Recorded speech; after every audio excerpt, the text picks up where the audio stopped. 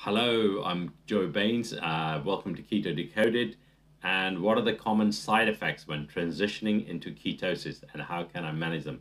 Right. One of the side effects of it is that as your body is transitioning to keto, it needs to upgrade itself. It needs to reconfigure itself, and that takes 2 weeks to a month. So you will suffer from brain fog, fatigue, low energy. You'll be sleeping more, you'll feel weak, all that kind of stuff. But all of that is temporary. It's like your body's conditioning itself from keto. And at the end of the month, I promise you, if you're strict, your energy levels go through the roof, and your brain fog will disappear.